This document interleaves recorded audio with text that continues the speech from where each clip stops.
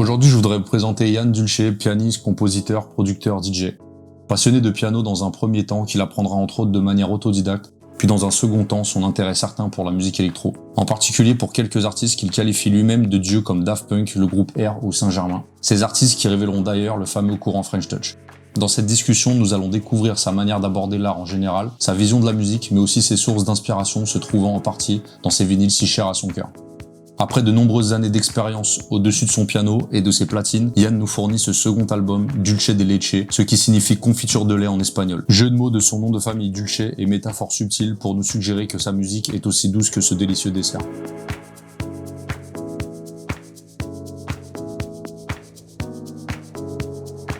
Yann, ici on est dans ton home studio, ton bureau, là où tout opère. Welcome. On se retrouve pour cette nouvelle sortie d'album, Dulce de Leche. Yes, il est là. C'est ton deuxième album, faut savoir. Tu avais sorti un album en 2015, c'était ton premier album, Départure. Tout à fait, donc c'était plus tôt dans ma carrière. J'avais fait un premier EP en 2011, un deuxième en 2012, un troisième en 2013. Et après, j'avais passé 2 ans à me dire, tiens, c'est peut-être le temps de faire un premier album. Donc, j'avais bricolé un petit peu des morceaux avec des inspirations sur le voyage, d'où le nom Départure. Et puis, alors j'en suis toujours content, je l'assume encore, parce que des fois, il y a des vieux travaux qu'on entend, qu'on se dit, ah là là, je veux que ça disparaisse, c'est terrible. Là, franchement, ça ressemble vraiment à moi comme j'étais à l'époque.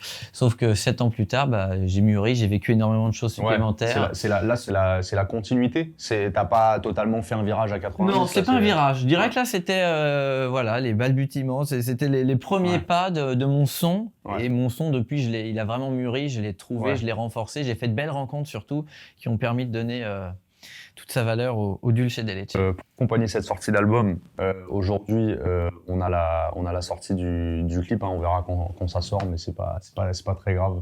Donc t'as ta sortie de Chair de poule, qui est le clip et en même temps ton single du premier album. Comment tu te sens globalement la sortie? Je suis super excité. De toute façon, quand on passe 2 ans à bosser sur des projets et qu'on en accouche, c'est très très agréable.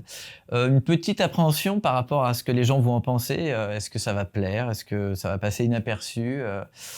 Dès lors qu'on en parle, ça fait plaisir. Peu importe le résultat, de toute façon, dès lors qu'on existe, que les gens écoutent nos travaux, c'est cool, quoi. Okay. Donc j'ai hâte d'en savoir plus, vraiment.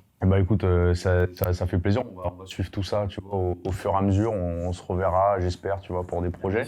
Et alors, moi, tu sais, le concept de la chaîne, je commence toujours mes discussions de la même manière avec les artistes, tu vois, avec qui on discute. La première fois que tu as été confronté à l'art pur et dur. Mais tu sais, ça peut être vraiment, tu sais, c'est pas forcément une vision. Tu sais, des fois, tu t'es confronté à l'art quand t'es petit, tu le sais même pas encore. Oui, bien sûr, c'est certain. La première fois que tu as été touché par quelque chose, que ça soit même pas forcément musical, que ça soit au sens large. Ouais, bien sûr. Honnêtement, je crois quand même que c'est la musique, parce que gamin, j'étais fasciné, comme beaucoup de gamins, par les dessins animés, éventuellement les jeux vidéo, mais tout petit, hein.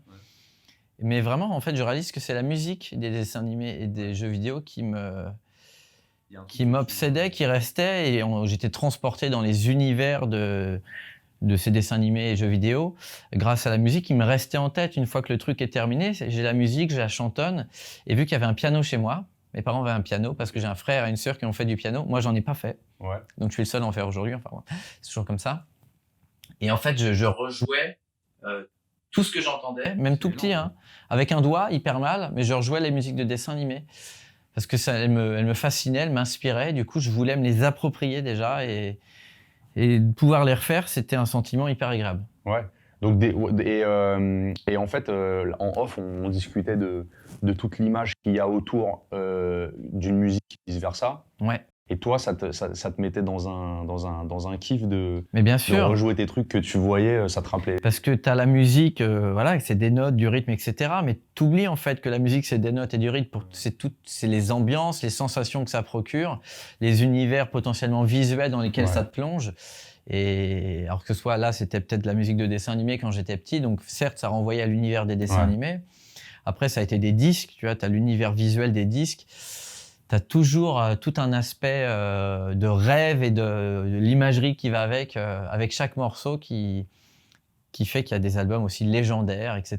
Parce qu'on on est envahi par toutes sortes de sensations quand on écoute un morceau Non, c'est et sûr, ça hein. nous plonge dans un univers et c'est cet univers, je pense, auquel on est vraiment attaché. Ouais. Plus que les notes, d'ailleurs. On n'est Ok, pas ouais. tous musiciens. C'est donc, intéressant, c'est intéressant. Moi, en feuilletant un peu, tu sais, en faisant mes petites recherches, tu vois, j'ai vu que tu as déclaré dans DJ Mag que les artistes que tu admirais plus jeune étaient pour toi comme des dieux qui te faisaient rêver, en fait. Ouais, clairement. Aujourd'hui, la différence avec ça, c'est que tu gères des nombreuses facettes de la musique, le feeling, l'approche, aussi bien technique, tout ça. Donc, cette fameuse déclaration que tu vois comme des dieux, on en est où par rapport à ça? C'est marrant parce que, alors, je les vois toujours un peu comme des dieux parce que tu vois, t'as toujours les pochettes Ouais, y de a tout, disques là. qui m'ont fasciné, de Daft Punk. Enfin, il y en a plein qui m'ont fait rêver gamin. Effectivement, le type qui est derrière la création de ce disque, pour moi, c'est pas possible. C'est magique, tu vois, d'avoir réussi à créer cet objet avec la musique qui est dedans et tout l'univers qui est autour. C'était surhumain pour moi de la capacité de faire un truc pareil. Donc maintenant, je fais ça. Enfin, c'est vraiment c'est les lois de l'attraction. Tu y es aussi, quoi, tu vois, Je me c'est ça. retrouve à faire la même chose qu'eux, forcément.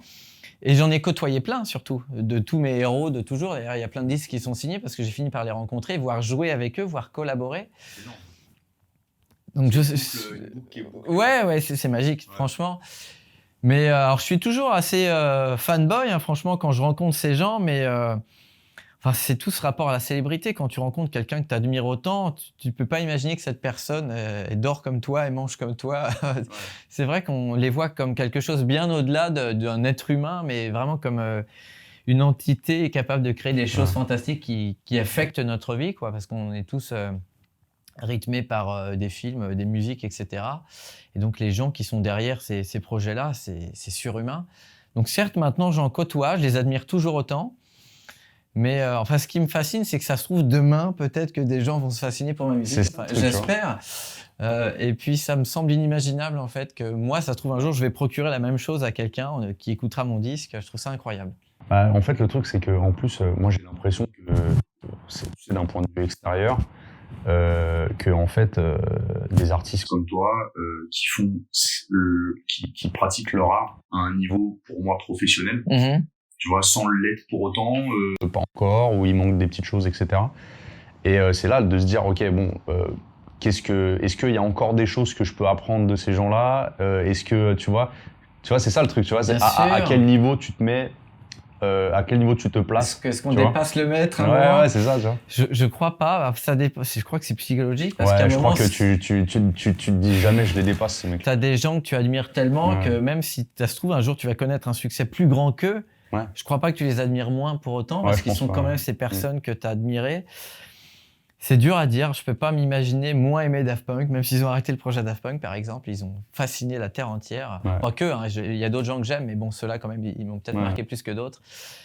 Bon, je veux bien collaborer avec eux en attendant. Tu vois, si ça peut se faire, j'y vais volontiers. Mais non, je crois que je resterai toujours, heureusement, public. C'est pas parce que je fais de la musique que certes, j'analyse toujours la musique quand je l'écoute, mais non, j'espère que je peux toujours rêver en écoutant un disque, parce que c'est le but, quoi. Et puis ça serait triste de perdre ça, quoi. Bah ouais, bien sûr. T'as justement, tu vois, ton rapport à l'électro, à la musique électronique, et puis même à la musique en général. C'est quoi les premières fois où putain, ça boom, tu vois, t'es en mode putain, moi je veux en faire aussi, quoi. Ouais, bien sûr. C'est quoi, ça te rappelle un truc ou moi, je dirais adolescent. Ouais. Franchement, j'ai des souvenirs de me mettre dans la musique. Alors, tout le monde me croyait parti pour faire du dessin, faut le savoir. Enfin, peu de gens le savent. C'est que jusqu'au lycée inclus, j'étais parti pour faire du dessin. Enfin, l'univers visuel. Dans tous les cas, il s'agit de créer des univers et de rêver. Mais donc, adolescent, je crois que c'est là que ta sensibilité se révèle. D'ailleurs, elle est exacerbée. Tu ressens des trucs incroyables 10 fois plus que tu les ressens en plus tard adulte. Et les choses que tu vas découvrir et vivre à ce moment-là, je pense que ça te marque à vie. Donc, les albums que tu vas découvrir adolescent, qui vont accompagner les premières sorties, les premiers amours, je crois que ça reste à jamais genre ton genre. Absolument. Ton truc. Mais j'en suis sûr, c'est une théorie que je développe depuis longtemps. J'analyse, je demande à des gens de tous les âges leurs disques préférés. Ouais. Ça correspond toujours à ce qu'ils ont découvert entre 14 et 17 ans. Ah, tu vois. Un jour, j'écrirai un article là-dessus. Non, mais franchement, forcément, tu découvres la vie à cet âge-là. Tu sors de chez tes parents, tu tombes amoureux, C'est là etc. que tout se joue, quoi. Donc, la musique qui accompagne ça, les films potentiellement, te marquent à vie au fer rouge. Et mais moi, du coup, je me souviens des disques que j'ai découverts à cette époque-là et ça me fascinait et je ne comprenais pas cette musique. C'est-à-dire qu'un piano, je sais que ça sonne comme ça.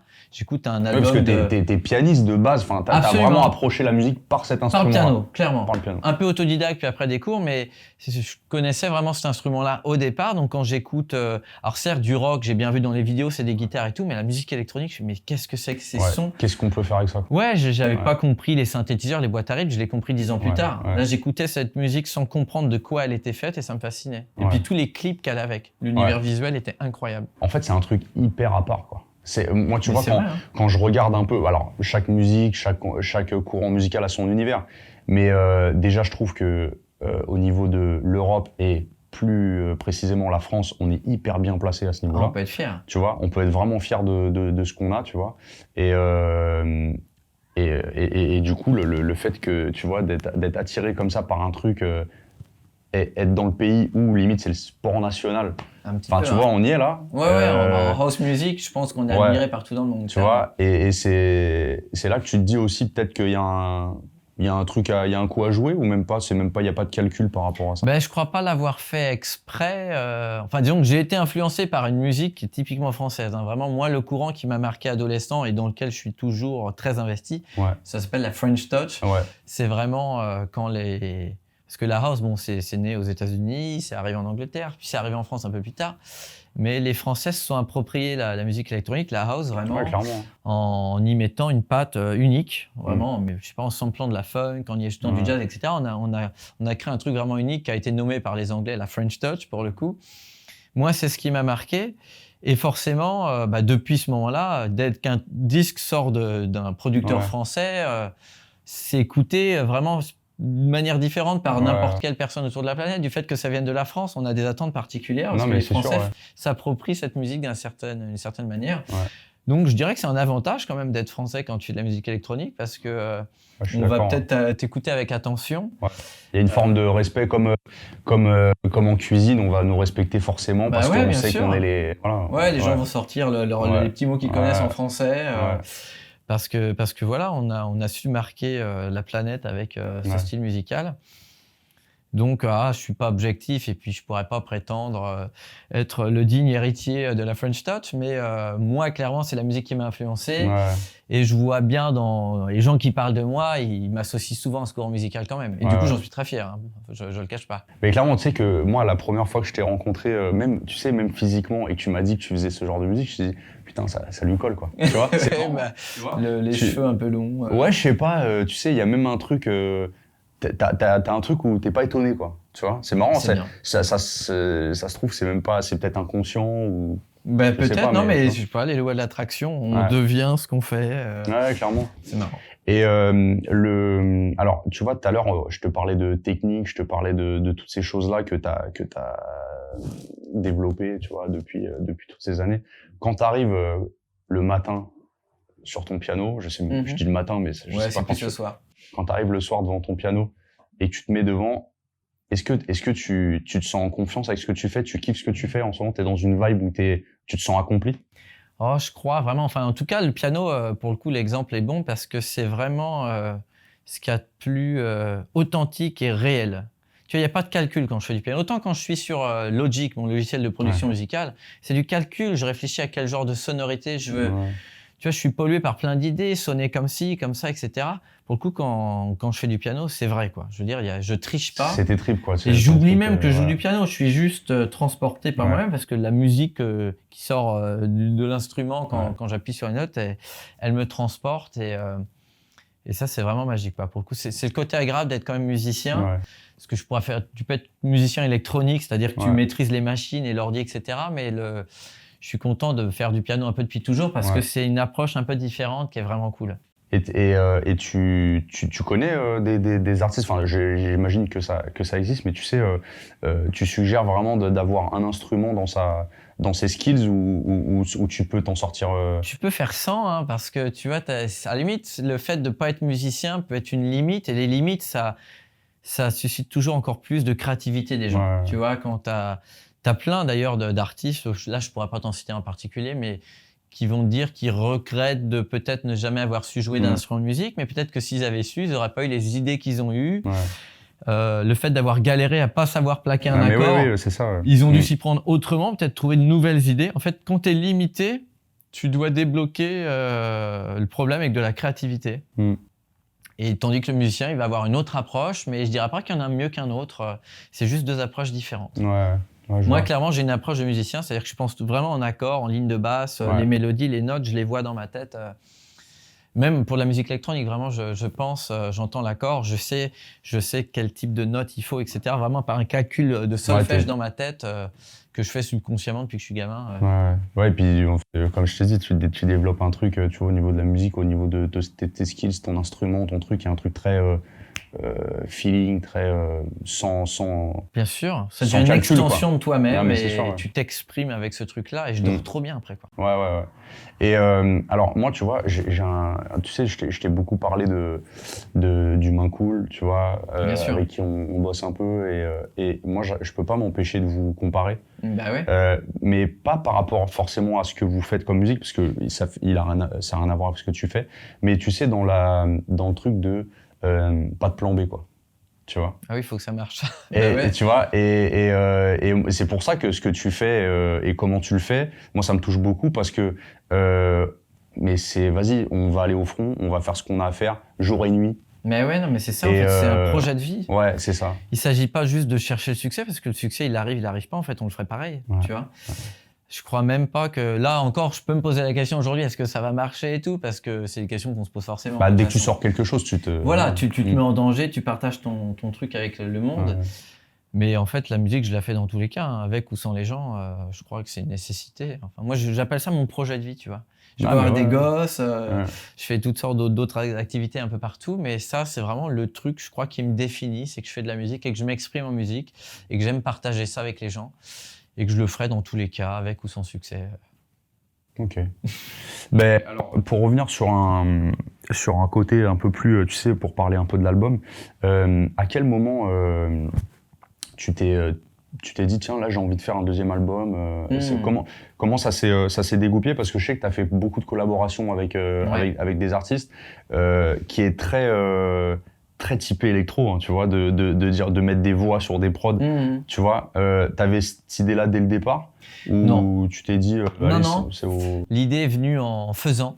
Le premier album, pour le coup, c'est très instrumental. Il y a peut-être 2 pistes sur 10 qui ont un bout de voix et encore pas tout le morceau. Là, sur les 10 morceaux, il y a de la voix.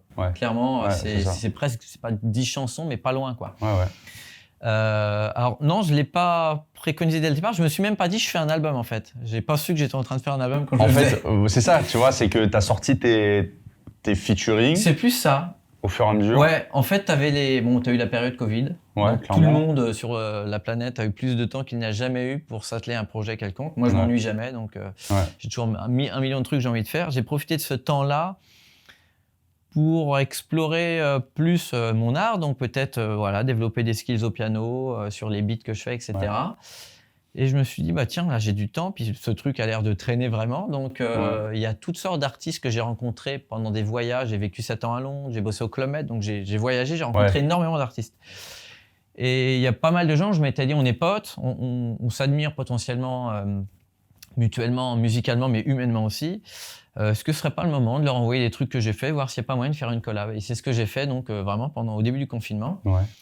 Et la première personne à qui j'ai proposé ça, c'est une DJ saoudienne, donc ça existe. Il y a une femme DJ en Arabie Saoudite qui est devenue vraiment une proche amie. Je l'adore, on est potes. Et je l'avais rencontrée lors d'un voyage là-bas et je lui ai proposé de faire un morceau. Ça, c'est fait. On a sorti ce morceau, donc franco-saoudien. Donc là, vous avez fait ça à distance, tout ça? Ouais, forcément à distance. On s'était rencontrés au départ. Pour l'événement, j'avais vu un peu, tu l'avais rencontré par hasard à un événement où vous étiez tous les deux réunis sur l'événement. C'est ça. Et là, ça match. Ouais, on s'est tout de suite trop bien entendu humainement, tu vois. Je pense que c'est ça, hein, la clé du truc. Forcer une collaboration quand humainement ça colle pas. Faut bien s'entendre, faut vraiment que ça matche avec les gens et derrière tout va se faire. Tout va se faire. Donc la distance, tac. On a fait ce morceau, on en était hyper contents. On le sort sur mon label, vu que je sors tout sur mon label, en bon indépendant. Et j'ai bien vu qu'il y avait des retours. C'est-à-dire que ça plaît, il y a des gens qui en parlent, DJ Mag, Electro News, etc., Radio FG, tout ça. Voilà, il y a des retours. C'est marrant parce que j'ai pas toujours des retours. Je me dis, il y a peut-être un truc là intéressant dans le fait de collaborer, peut-être mélanger ma house un peu à la française, avec pour le coup, des apports de personnes d'univers qui n'ont rien à voir, enfin culturellement rien à voir, c'est l'autre bout du monde, c'est d'autres cultures, voilà, et ça c'était un truc intéressant. Donc je me suis dit que j'allais réessayer l'expérience, j'allais faire d'autres singles comme ça avec d'autres profils qui n'ont rien à voir avec moi, c'est-à-dire dans des genres que je fais pas du tout. Le deuxième c'était un truc hyper groove, un mec qui est un génie un peu de la funk, du disco, etc., qui joue tous les instruments. C'est quoi son nom? Astin, ok. Alors pour le coup, lui, il est français, donc culturellement, on n'est pas à l'autre bout du monde, mais musicalement, c'est vraiment un génie de tous les instruments de musique. Il chante comme un malade mental, c'est incroyable. Et je voulais faire un morceau avec lui. Et ça s'est fait, pareil, encore plus de retours, je vois que le truc passe à la radio, etc., donc trop cool. Bon, je teste une troisième fois. Là, tu dis, c'est un truc, c'est pas possible. Ouais, c'est cool, bah écoute, ce truc-là, enfin, moi je m'éclate, parce que en principe c'est ça. Bien sûr, je cherchais pas le succès, je voulais faire un truc qui change pour moi, qui est excitant, parce que j'ai souvent travaillé tout seul, et là, travailler avec quelqu'un, d'être confronté à deux cerveaux qui travaillent ensemble sur un morceau et tout. Donc la troisième, c'était Annie Riad, une pop qui vient de la pop urbaine. Moi, je viens pas du tout de la pop urbaine pour le coup. Enfin, j'ai même très peu écouté de tout ce que hip-hop à dire, moins qu'un autre. Je sais pas que j'aime pas, hein, j'en ai écouté un petit peu, surtout tout ce qui est américain, mais je connais moins en fait. C'est moins mon univers. Mais on s'entendait trop bien humainement. On s'est dit ça va être compliqué de s'entendre musicalement, mais vu qu'on s'entendait bien, on a testé le truc, on a rigolé au studio, on a testé des trucs. Et le morceau, il est incroyable. Bah, je te remercie. Celui-là, moi, je l'écoute. Il est très club pour le coup. Je te jure, je l'écoute, ça m'arrive franchement d'écouter au moins une fois par semaine sur mes trajets ou même à la maison. Cool. Bah écoute, nous on s'éclate en le faisant, puis de toute façon quand les gens ont plaisir à faire un morceau, ça s'entend toujours. Quand c'est forcé, que tout est fabriqué pour un projet, etc., bah ça s'entend aussi malheureusement. Donc là, on s'est bien amusé à le faire et on a fait ça. Et le quatrième volet qui a du coup tout autant de retours et qui a forcé la création de l'album, c'est avec pareil une rencontre qui s'est faite de manière complètement aléatoire dans Paris avec un pote camerounais. Lui, il faisait de la musique dans les années 80, il était signé chez EMI Music Nigeria dans les années 80, il a fait un disque, ou même plusieurs disques. Et après, il n'a pas forcément continué parce que c'était pas forcément évident à l'époque, etc. Bon, il s'est retrouvé en France. Je sais pas, je connais pas toute son histoire. En tout cas, on s'est rencontrés par hasard à Paris. C'est un type assez excentrique qui se met à chanter au milieu de la rue, qui parle aux inconnus, qui les fait danser. Incroyable. Quand il y a un rayon de soleil, il se met à genoux, il fait une petite prière. Pourtant, si je lui demande s'il croyait en un Dieu particulier, non, c'est le soleil. Il fait une petite prière pour remercier le Dieu enfin pas Dieu justement, mais le soleil de briller sur lui. Donc j'adore. Il m'a forcé à faire la prière d'ailleurs. Hein. Bref, donc trop marrant, c'est trop bien entendu, c'était trop rigolo. Et vu que moi je fabriquais des morceaux à ce moment-là qui avaient un petit peu cette vibe afro, je lui dis vas-y passe à la maison, on teste quelque chose et ça l'a trop fait. Et... Afro et puis en plus même ce qu'il dit parce qu'il chante en français. Ouais, il chante en français. Et en plus ce qu'il dit c'est hyper positif. Mais bien sûr. Tu vois donc. Mais c'est ça qui m'a plu aussi parce que moi j'aime bien. Je suis pas dans les gros mots, dans se plaindre et tout. On a tous plein de raisons de se plaindre. Mais c'est que si je dois contribuer à l'humanité, c'est plus dans les chansons qui mettent de bonne humeur et qui donnent envie de danser. Et du coup, j'aime que tous mes projets soient pleins de bienveillance, de jolis messages. Même ça peut être l'amour, tout ce que tu veux, mais il faut que ce soit cool. Plus je suis papa et j'ai envie que mes enfants puissent écouter la musique et que ce soit chill. Donc voilà. Comment ils appellent le lieu ici? La maison musique. La maison musique. Mais c'est énorme. Alors j'adore parce qu'en anglais ça fait house music, mais ça ils le savent même pas. C'est un hasard. Donc quand j'ai chopé cet endroit pour faire mon studio, ils ont appelé ça la maison musique et du coup c'est officiellement la maison musique quoi. C'est le studio maison musique. Donc ma petite série de singles, 4 du coup Cosmic Cat, Astin, Annie Riad, Mambo Sticks. Et vu que ça a pris de l'ampleur, vu que ça a suscité de l'intérêt un peu partout chez les médias, un peu des radios, des magazines, etc. Moi, je suis indépendant, vu que j'ai tout sorti tout seul. Donc, je me suis posé la question que c'est quoi la suite, forcément? Est-ce que je continue cette série de singles? Et en tant que petit label, je me suis entouré à ce moment-là de super alliés pour m'aider à mener à bien mes projets de label. En l'occurrence, un agent, qui est un super pote à moi, Fabien, Diesel Agency, donc qui me représente depuis 2 ans, qui m'aide à défendre mes projets. Fabien. Big up à Fabien, clairement. Ouais. Et donc voilà, il réfléchit avec moi à la suite de l'aventure.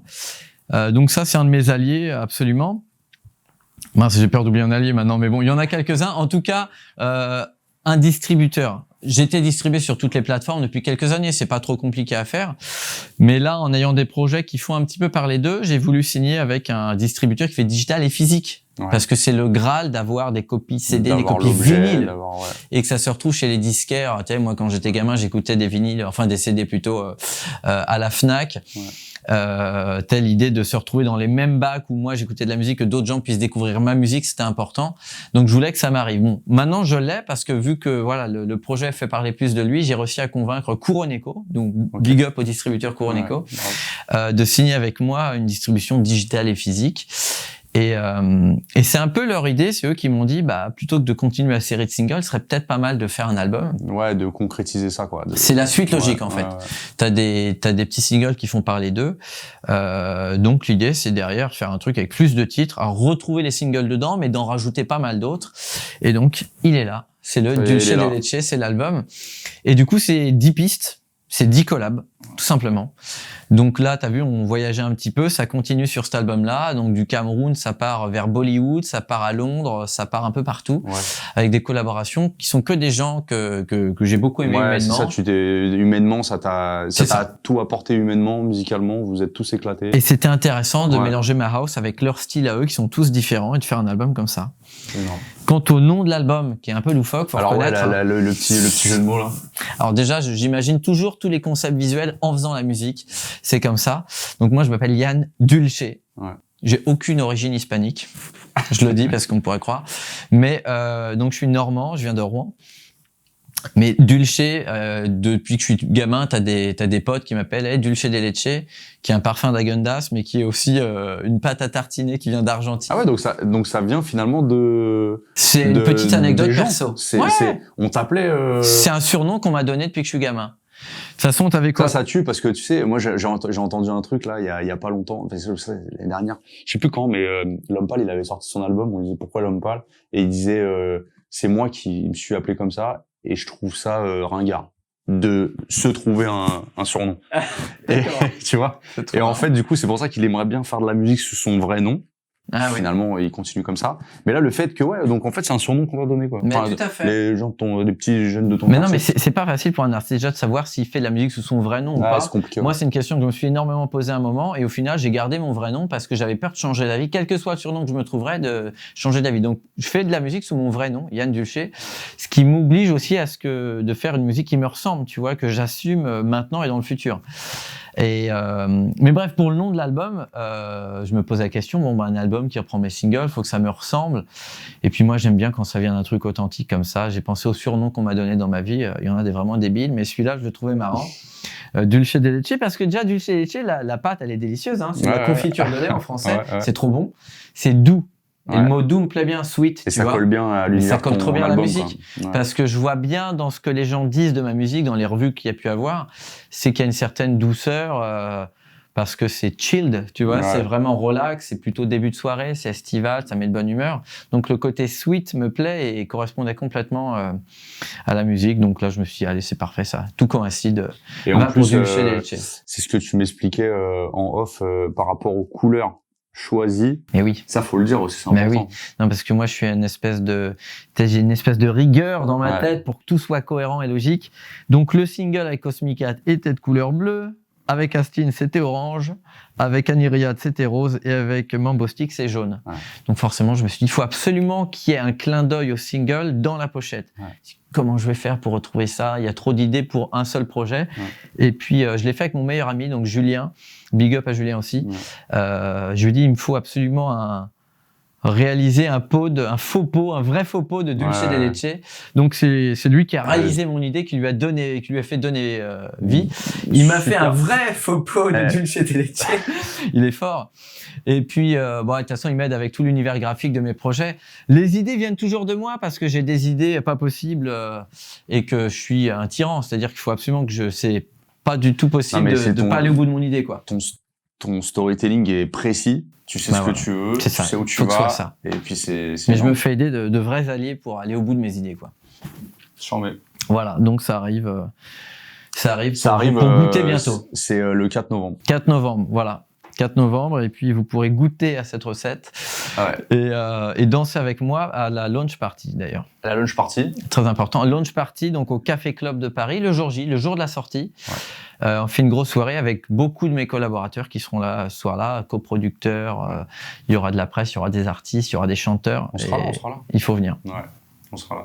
Il y a une autre partie que moi j'ai envie de découvrir de ton antre. C'est tes petits vinyles parce que Yes. en fait les vinyles, tu sais, c'est pour un DJ et pour un mec de l'électro, c'est important. C'est comme C'est les le livres Graal. pour un philosophe. Bien sûr. Tu vois, c'est important de faire le tour de tout ça. Donc je te propose qu'on écoute quelques disques ou je te parle de mes disques. Ouais, et puis vas-y, on va voir ça. Et puis voilà. Ah bah Ok. carrément, vas-y. Allez. Donc là, tu as quelques disques que je mets ici, parce que j'en ai d'autres là-bas que je peux te montrer après, qui sont pas forcément les disques de musique que je jouerais en soirée, mais c'est les disques que moi j'écoute chez moi. Ouais. C'est pas forcément la même chose. Ouais. Tu vois, Ouais, j'écoute t'as- pas toujours de la house chez moi, tu vois, j'en écoute, mais j'aime écouter parfois des trucs un peu plus doux. Alors attends, si je regarde, je crois pas qu'il y a d'ordre précis, mais rien que le premier, Chet Baker. Ouais. Écoute, il y a pas de plus grande douceur, de plus belle poésie de toute cette planète. T'écoutes ça, déjà t'es amoureux. Je sais pas de qui, mais t'es amoureux parce que c'est merveilleux. Alors ça sonne en plus années 50, c'est enregistré à l'époque. C'est le crooner suprême, tu vois, c'est incroyable. Donc ça, c'est vraiment. Et ça, t'as découvert genre quand, à quel Oh âge? là là, je sais pas quand j'ai découvert. Je crois que c'est mon grand frère. J'ai un grand frère Ouais. qui a 9 ans de plus que moi. T'as eu Et t'as eu qu'écouter la chance ça- qu'il t'initie un peu à certains Ouais, trucs, bien quoi. sûr. Mais alors déjà, je lui donne le crédit aussi pour le piano au départ, hein, Ouais. parce que. Un peu famille de pianistes. En fait, mon frère et ma sœur faisaient du piano. Ouais. Et ils ont arrêté adolescents. Du coup, mes parents m'ont pas fait faire du piano. Évidemment, je suis le seul qui fait du piano aujourd'hui.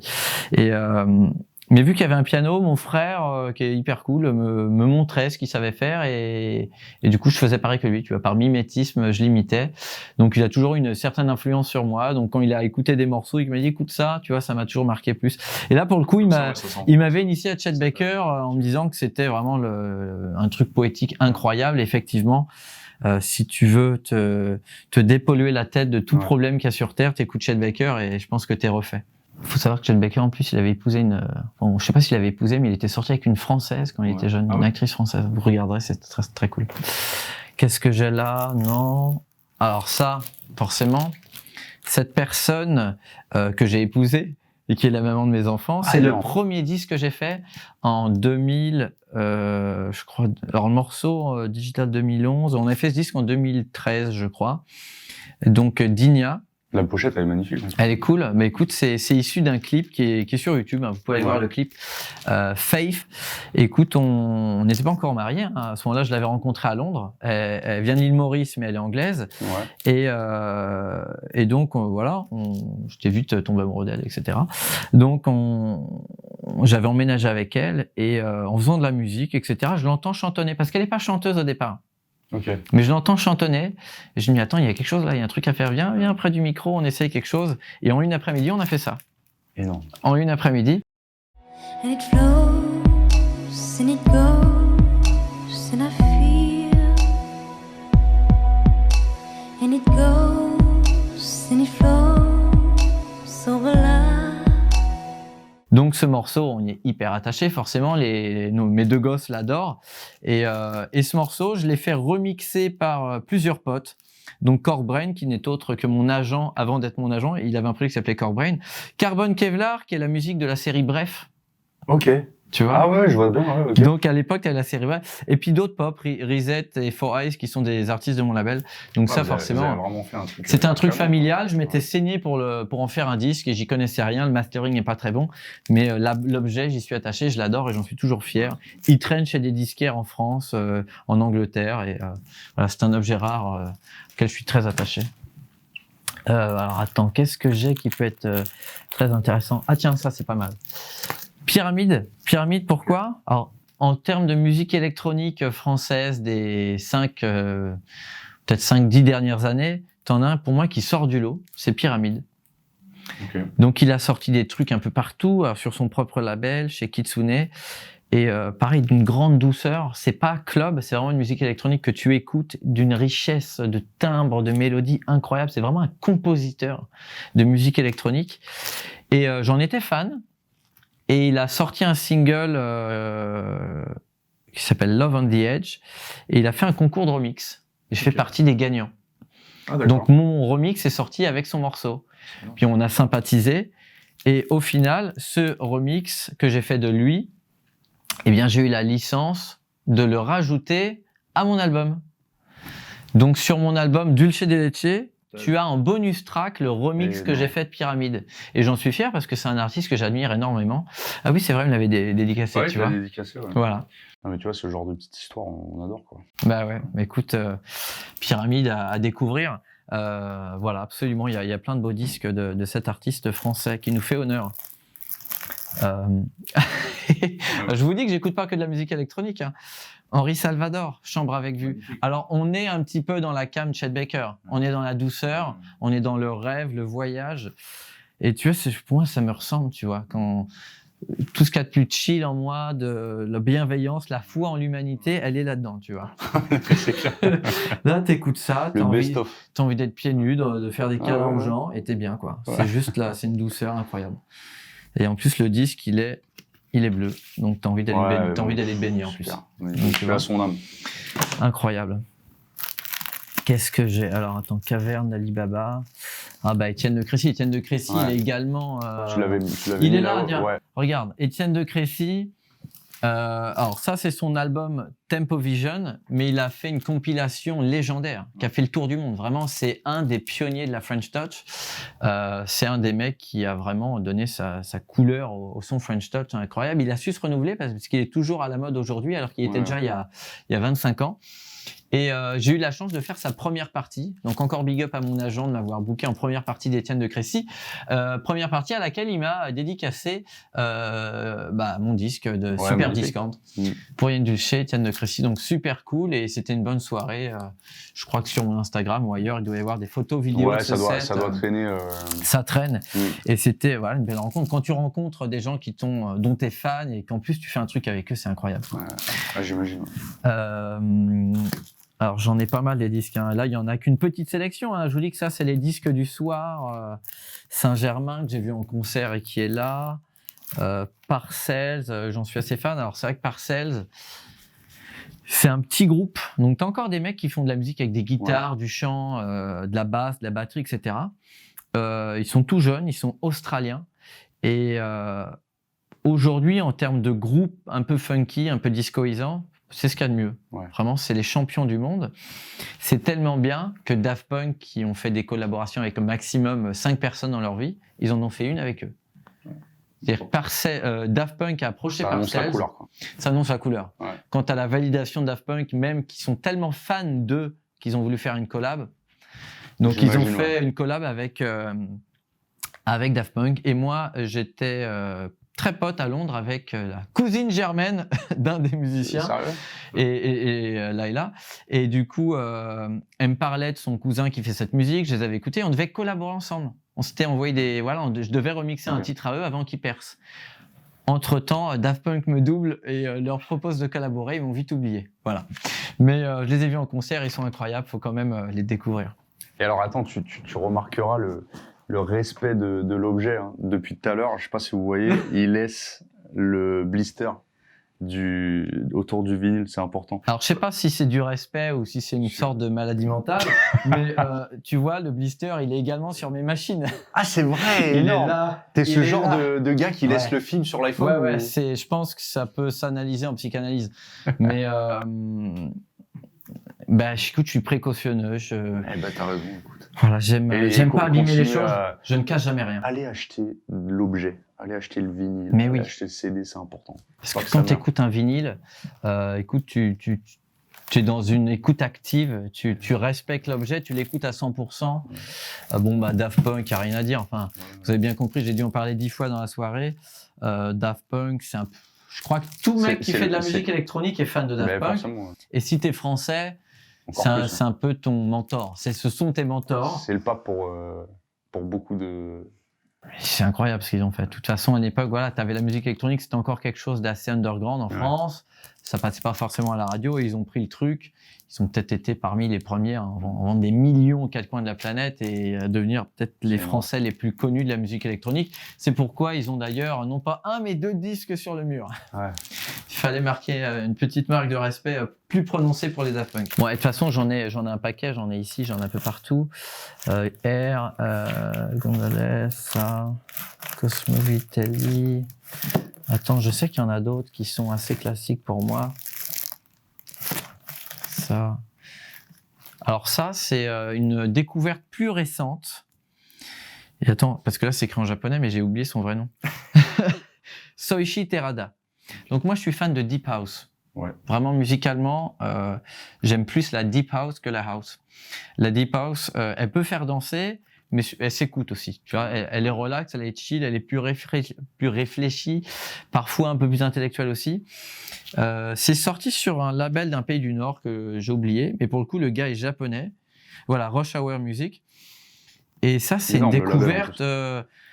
Je crois que c'est mon disque de Deep House préféré des dernières années. Ah ouais. Donc, tu sais, il en faut beaucoup pour que j'aime autant un disque. Ouais, carrément, là, tu l'élèves. Ouais, celui-là. Et c'est récent en plus. Ouais, clairement, c'est sorti il y a pas très longtemps, je sais pas, il y a 1 an ou 2. Et je me dis, waouh, là, c'est la claque pour moi. Tu sais, le choix des sons, le choix des mélodies, la production, etc. Je suis, oh là là. Tu dis qu'aujourd'hui, c'est dur de faire quelque chose d'original parce que t'es pollué par tout ce qui existe déjà. Ouais. Puis t'as toujours un type qui arrive, qui te sort un truc qui ressemble à rien d'autre et qui te met une claque. Tu te dis, oh là là. Moi aussi, j'ai envie d'être aussi original que ça. Enfin, bref. Il y a toujours meilleur que soi. Ouais, il y a toujours meilleur que soi. Encore un truc ici d'artiste dont je vous ai parlé. Alors attends, j'en ai vu un. Est-ce que c'est celui-là? Non, attends, je vais vous le retrouver. Qui est important pour moi. Ah oui, c'est ça.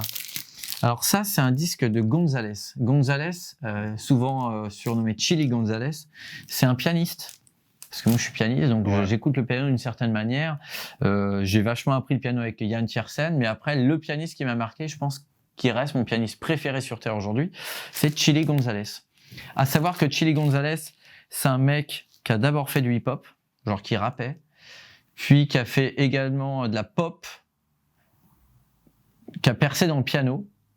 Donc tu t'attendais pas du tout à ça. Il a fait des collabs, il a produit des albums pour plein d'artistes, je crois Peaches, enfin plein d'artistes. Et il a fait une collaboration, un album de musique qui mélange piano et musique électronique. Okay. Donc c'est Chili Gonzalez versus Boys Noise, producteur allemand.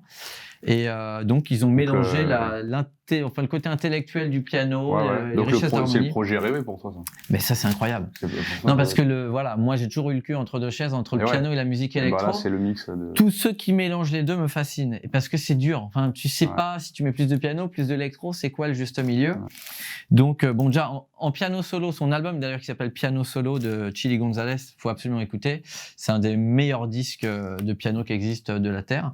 Et sa collaboration avec Boys Noise qui s'appelle Octave Minds, c'est incroyable. C'est comme une musique de film sans film. T'es perché, c'est incroyable. Alors là, c'est pas la pochette j'ai quelque part, mais le disque est là. Et attends, ça me fait penser à quelque chose que je voulais vous faire écouter. Je vous ai parlé de... Ah oui, dans les mecs qui mélangent piano, électro, alors là, j'ai pas forcément le disque, je sais pas où je l'ai foutu. Tu as John Hopkins. John Hopkins, c'est un producteur anglais. Son label est incroyable. Je crois que c'est Erase Tape, mais je suis pas sûr. Pareil, le type mélange du piano très cinématique, très musique de film, avec de l'électro, avec des synthés dans tous les sens, et même en live, c'est incroyable. À écouter John Hopkins. Dans les mecs qui mélangent piano, électro, c'est une pépite. Bon, je garde plus important pour la fin. Ça, c'est le test pressing de Dulce de Leche. Yes. Je dis Dulce de Leche alors que je m'appelle Dulce de Leche, mais c'est pour le côté hispanique. Donc, tu sais, quand tu fabriques un disque, et du coup, ça va sortir en disque, moi, important, je l'ai fait masteriser pour le vinyle. J'aime tellement le vinyle que je voulais que ça sonne vraiment spécifiquement pour le vinyle, parce que tu vois, le mastering qui est la dernière étape quand tu fabriques un morceau, qui va vraiment peaufiner et ajuster le son, la dynamique du son pour le format. Donc j'ai fait une version digitale pour les plateformes et le CD que j'ai aussi. Je l'ai reçu, l'objet est là. Ça fait Magnifique. plaisir hein, quand ça vient en physique. Donc j'espère que les gens vont comprendre que c'est de la musique parce que tu vois, tu vas sur le site de la Fnac, t'as pas le détourage du CD, t'as juste un pot comme ça. Ouais. Donc les gens ils vont peut-être Ouais, même pas ouais. comprendre que ça s'écoute en fait. Ouais, c'est ça, c'est ça. Bon bref, on verra bien. Ça se trouve je vais pas en vendre à cause de ça, mais bon c'est pas grave. Et donc j'ai demandé à l'ingénieur qui a fait le mastering de me faire un mastering séparé pour le vinyle qui soit optimisé pour ce format qui est unique parce qu'il permet en termes de dynamique d'avoir des amplitudes de son Ouais. incroyables. C'est-à-dire que quand t'as le kick, Le son, il est pas bridé, quoi. voilà, Ouais. c'est pas compressé à fond, c'est un son hyper dynamique et tu vis le morceau intensément. Et du coup, moi-même, je redécouvre mes propres morceaux en l'écoutant sur vinyle avec le petit crépitement au début. Je me dis, mais en fait, Ouais, c'est c'est- ça le but, en fait. Ouais. De C'est la l'idée qu'il y finalité, quoi. a dans ma tête, c'est Ouais. ça, c'est l'accomplissement. Ouais. Quand ton morceau il sort en vinyle, c'était ça le but. C'est le format que tu as envie que les gens achètent et qu'ils l'écoutent et qu'ils l'écoutent vraiment. Et là, t'es hyper heureux. Magnifique. Je t'en fais écouter un bout. Allez, vas-y. Allez, go. Alors, c'est la partie A. Déjà, tu poses le disque. Qu'est-ce qu'il y a de plus agréable que de poser un disque comme ça? De lever le petit truc, de le mettre là, de poser ça, de faire tourner, de monter le son. T'entends le petit bruit, le petit crépitement.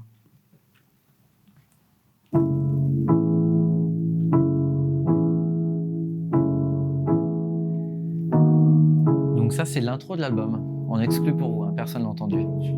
Ça s'appelle Dreamer. C'est avec un rappeur hongrois qui s'appelle Revo Project et ma pote Annie Riyad qui vient de la pop urbaine mais qui rechante sur ce morceau. Donc c'est en fait une autre collaboration avec elle.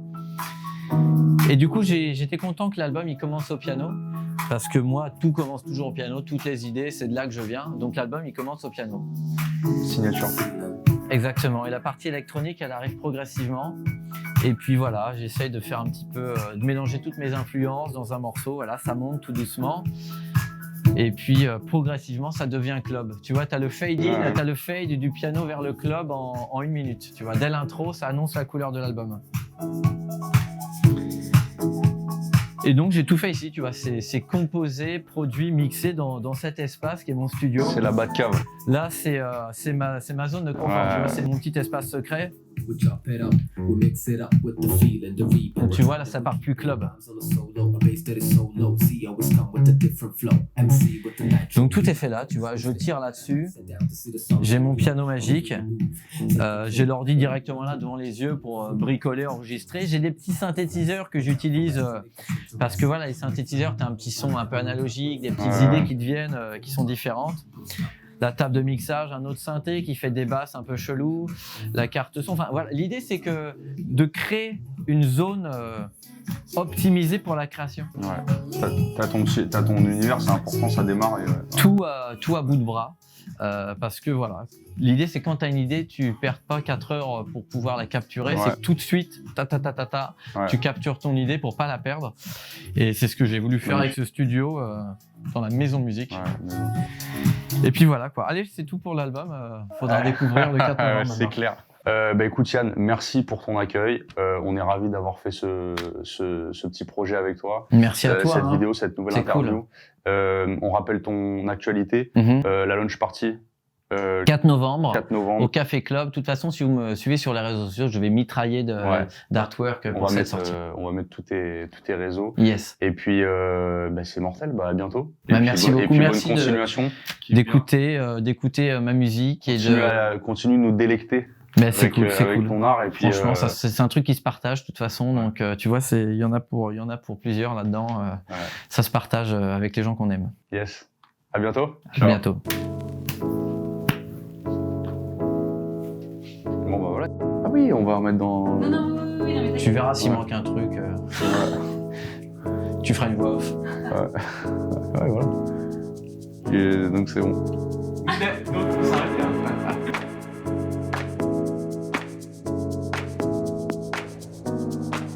Bâtard. Ah ouais. Il a avec sa vieille gueule de... Ah putain, dans son derrière.